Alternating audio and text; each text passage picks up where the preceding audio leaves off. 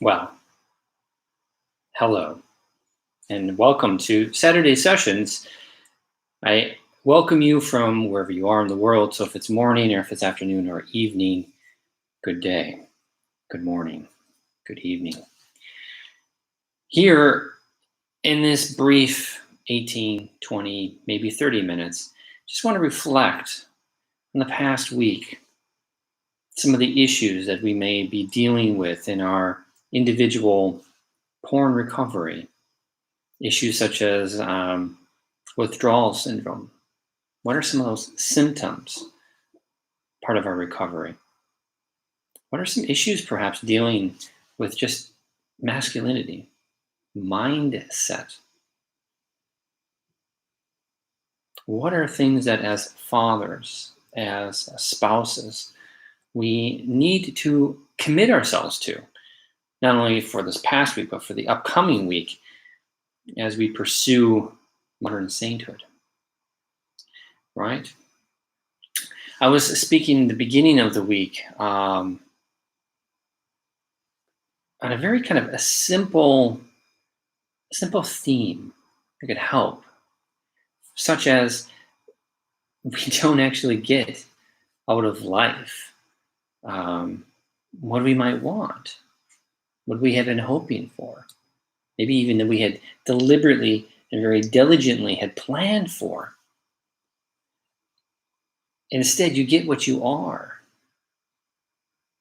So if you're unhappy with your current situation, with your addiction, with your place in the company, if you're unhappy with the way that your room has been created or the dynamics within your family, within your marriage, you have to change it. If you get what you are, then you need to create an achiever mindset. So then you can do that. You can then achieve those things. Now, how do we create an achiever mindset? Well, we actually have to return to basics. Yeah, a basic mindset, which is you need to detox your life. You need to get rid of the habits which are preventing you from success. Right? Get up earlier. If you don't like exercise and you don't like exercising, that means you should exercise in some form. Go for a longer walk. Do some push-ups or some sit-ups or chin-ups. If you've been drinking beer or wine or whiskey, in moderation, not so much. Instead of going, track it. How often are you buying alcohol? How much alcohol do you consume in a day? Maybe that is something that you would need to fall back on. You need to not fall back on it, but you need to reduce. Smoking, perhaps, is another thing, right? You need to detox your life from negativity. The people that you are spending time with, are they uplifting you? Are they a good support group? Or are they just always bitching and moaning and complaining and have nothing good to say? You have to detox your life. Get rid of the negative people. Get rid of the negative habits. Go to bed earlier. Get up earlier. Stop drinking so much. Stop smoking so much. Remember, you get out of life what you put into it. We all need to do this, but for us in our recovery journey from porn, this is so important. We need to create an achiever mindset, and it begins by knocking away those negative roots, cutting them out of our life. You have to be an uncommon man, brother. Common men complain. Common men are addicts, maybe not to pornography, but to their phones, maybe to booze, maybe to Netflix, to gaming. Common men are weak. They're weak. It's time that you change. You know that you want to. You have been telling yourself that you need to. You've been telling yourself that you're going to. Now is the time. Become the uncommon man. Get rid of the negativity, the toxicity in your life. Uproot it. Detox your life.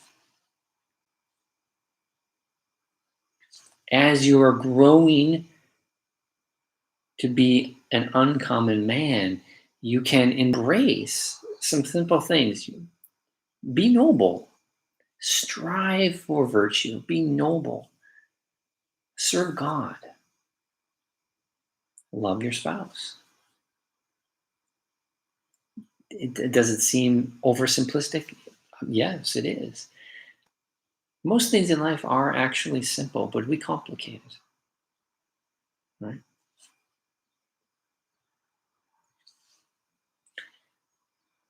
A follower who I read so many of their posts, and they're very, very good on Twitter. Birth of Clarity, at Birth of Clarity. Earlier this week, they posted something which really stuck with me, and I think it will stick with you as well. Right? Our endless use of these negative, these toxins which are holding us back, the porn, the booze, the sugar, sweets, the unhealthy lifestyle, maybe even drugs. It's destroying us mentally. Our obsession with quick fix to solve whatever problem it is that we have, this is destroying us emotionally. And of course, we know this as addicts, whether we are recovered addicts or whether we're on that process, that journey of recovery. Self-sabotaging ourselves. It's leading us down this path. Back to the darkness. We're getting out of the darkness. We're dragging into the light our addiction. We're recognizing it and we're moving forward, right? But we cannot allow ourselves to self-sabotage. We have to create an achiever mindset. You need to become the uncommon man. And part of doing that is you cannot let fear control you. You have to take action. You see, actually, not taking action is worse than fear.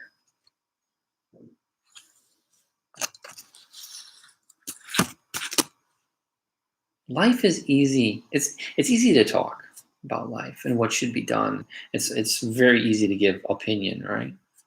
What's hard? It's hard to live. Yeah, it's hard to live. Marshall Goldsmith, he wrote a book, and what he was saying in this book, and I have to admit I have forgotten just now. I had the title and it has skipped my mind. But he was saying is that what got you there, what got you here at this present moment, to this present spot, it's not going to get you there. So what got you here, it's not going to get you there. And I'm, again, a very basic and not simplistic, but simple in a truism, right? We have to change. We have to move incrementally, step by step forward.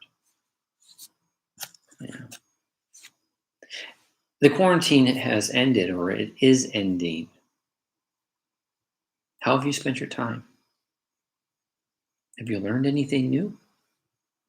Have you reconnected with your children, with your family, with your spouse? Have you had more sex with your spouse or significant other?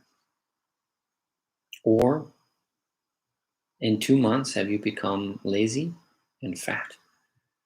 And have you let your addiction grow? Think about this. How successful have you used your time? Have you wasted the time? Are you still wasting the time? Or have you used it wisely, learning something, doing something?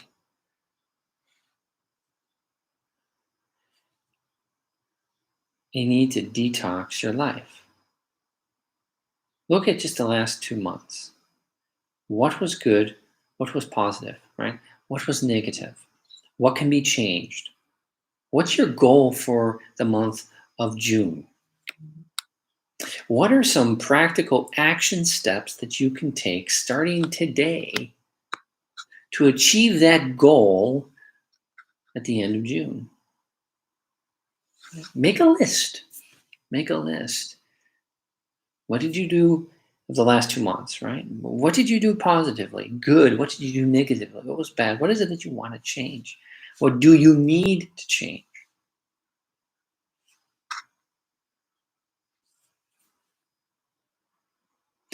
For those of you that are watching right now, I would actually also just make a small plug for myself. Besides Twitter, I'm on Instagram.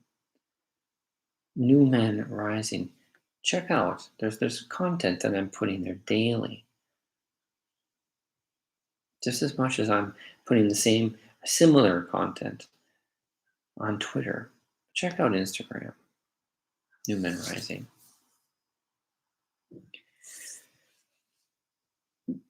If you recognized in these last 2 months that you need to radically change, you need to start your recovery, maybe even you need to start your recovery somewhat over again. You have to control your ego. That's the number one. That's the number one rule of a reboot.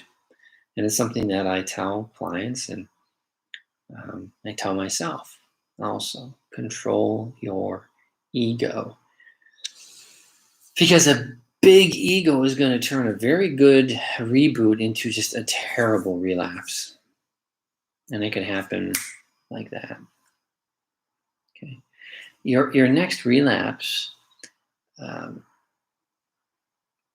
it doesn't actually care about how long your streak was or how good it was. You need to be consistent. You see how everything is connected here? Consistency is connected to mind. The mind is connected to habits, and habits connected to a positive mindset. And the only way that we can have a positive mindset and begin to make these steps forward is we're killing the ego and we're detoxing our lives. We're getting out. We're uprooting the negativity. We're casting it aside.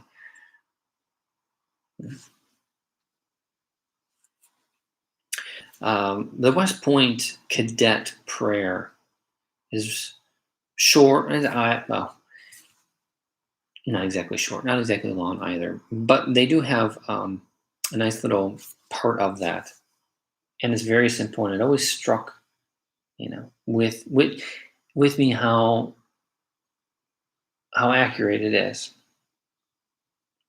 Choose the harder wrong over the easy right. Choose the harder wrong over the easy right. Do we want to practice the hard truth?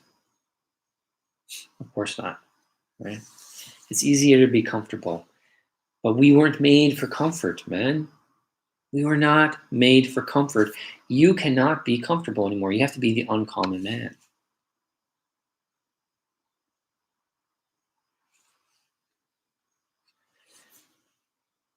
Along in my own recovery journey and changing my mindset, I adopted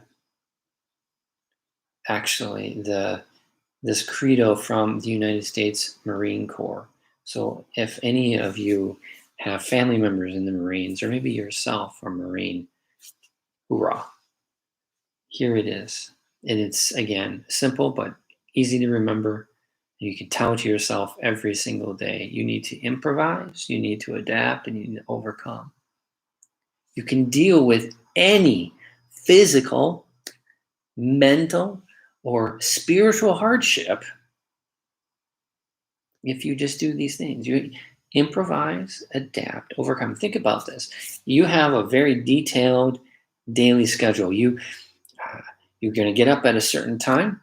You're going to meditate, pray, journal for a certain period of time. You're going to have this type of breakfast. You're going to, the food you're going to eat is a certain, maybe something simple.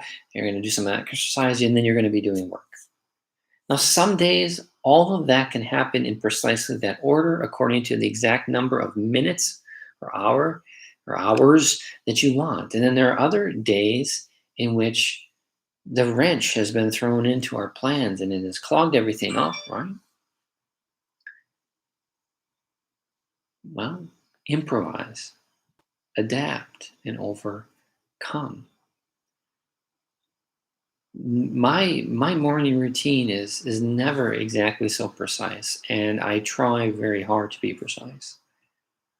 If I can't get in a particular prayer, it's okay, because I recognize that I can say that prayer later on, perhaps as I'm waiting in line with my face hammock on. We have to adapt to our situations, right? You've been inside, quarantined, locked down. This has been going on for over 2 months. Adapt. Hopefully, you have adapted to this new situation. You've looked at it. I did a podcast on this about a month ago. Look at in your house or in the room, the apartment that you're in. Where are your danger zones? Where are the safe zones? The last 2 months, they've been kind of overlapping. You had to change your environment probably a lot more. You had to use different kind of coping strategies, not just the one tried and true for all this time. You had to adapt. And by doing that, by improvising, you've overcome. You've remained sober. Awesome. And if you have relapsed, well, surely that's disappointing. There's a lesson there for you. If you're journaling, which I really urge you to start or to continue, okay? If you're journaling, it still is a overcoming of success because you can track your triggers and the pattern of what led up to that. You have to be the uncommon man. You have to detox your life because now it is time that you free yourself. You have to free yourself from this addiction, free yourself from your anger, free yourself from your pain, free yourself from the things, the shackles of whatever it would be. I had to free myself from my anger.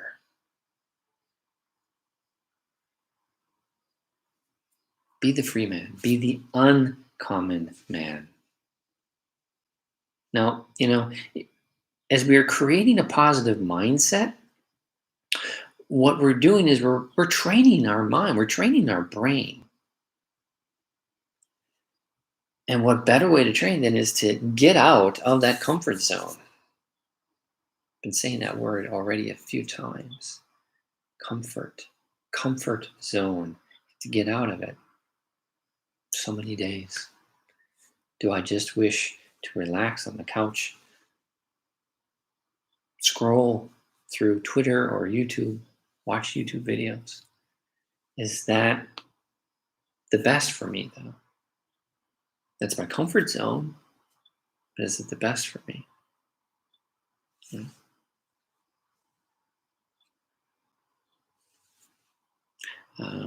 A couple that I follow, they posted 8 reasons why sex is important to your marriage. I was reading through them, and it's true, of course. All 8 are true. But they made me reflect on, at least when I was married, how I didn't use that. I didn't use these reasons effectively, efficiently. I didn't look at it as an act in which I could get closer to my spouse at the time. Right? Sex creates a oneness. It's a bonding agent. It de-stresses you. It should strengthen your relationship, your marriage.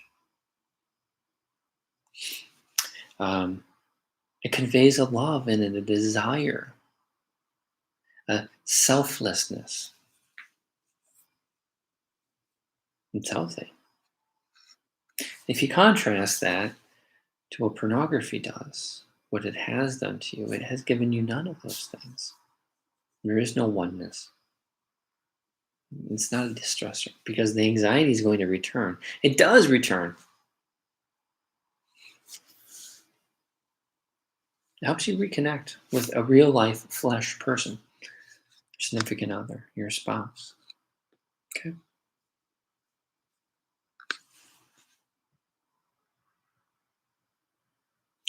I was thinking of how easy it is for us to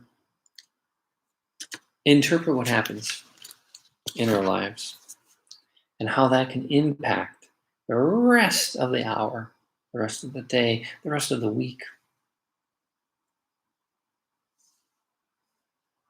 Yeah.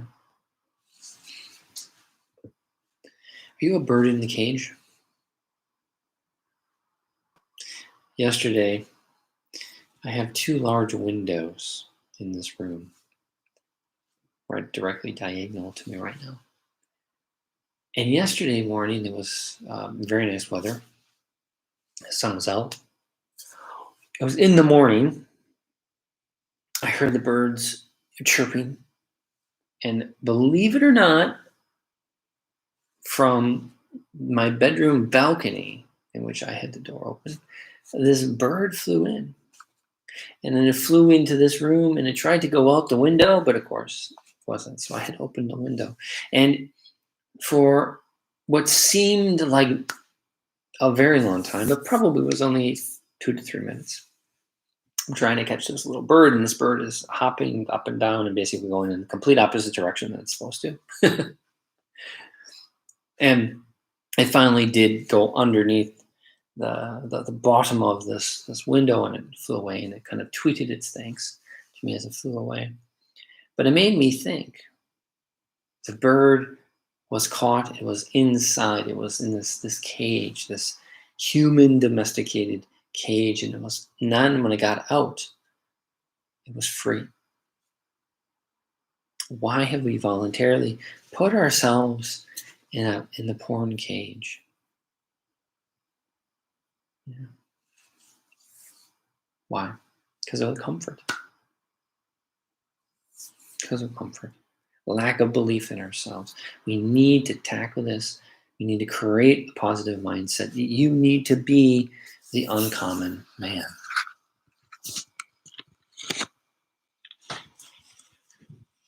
Do you have boundaries? Have you created boundaries in your recovery? You see, if you allow porn and masturbation to continue, it will consume more and more of you. It definitely wastes your energy. But if you allow it to consume more and more of your time, more and more of your money, more and more of your activity during the day, the answer is you have no boundaries. On Thursday, I was coming back from taking my daughter to her mother's. And while I was on that return journey by train and then the walk from the train station to my apartment, I was feeling slightly melancholic and also was bittersweet. And those of you that are watching and that are fathers, you will understand this the best. I suddenly was overwhelmed with this feeling of inadequacy, and I started to question myself. Am I a good father? Have I done these things the correct way? And it was like that for about 10 minutes of the walk, and for probably about 45 to 60 minutes back inside my home here in the evening. But I had to stop myself, and I was able to do this a few times and basically say, shut up. You're a great dad. Don't listen to yourself. I had to give myself a pep talk. Indeed. But on that way back, I was overwhelmed with a sense, a feeling of starting fresh. Starting fresh, I would just really like to get on a motorcycle and go into the country, right around the countryside. Perhaps to some it would look aimlessly, just wandering, but there is a purpose, and the purpose is discovery. But for several hours, I just wanted to get on a Harley Davidson Heritage soft tail. That would have been nice. Hear the hum of the motor and take off.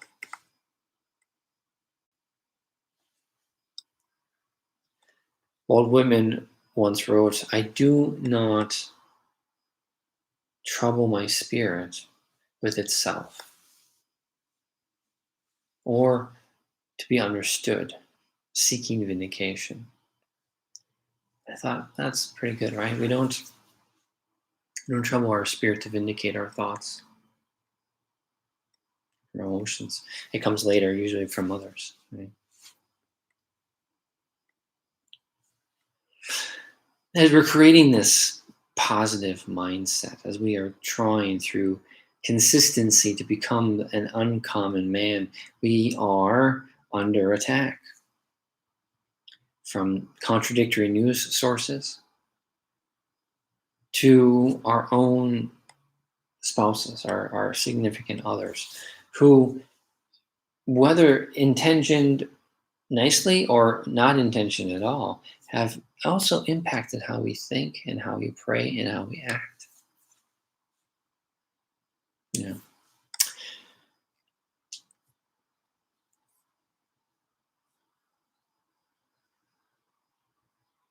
not until we are lost do we begin to find ourselves. That's not me, but that's an awesome quote, isn't it? It's from Henry David Thoreau. We not don't wait. Don't wait till you're lost to begin to find yourself again. Don't remember days, gentlemen. Don't remember days. Don't remember months. Remember the moments. The moments. The moment the first time your child kissed you. Remember the first time that you made love with your wife. Become aware, right? Last week in Saturday sessions, we were talking about how becoming perfectly aware. This helps. This helps definitely, because by becoming perfectly aware, we can then focus on mental clarity. You could focus on the medical conditions. Okay.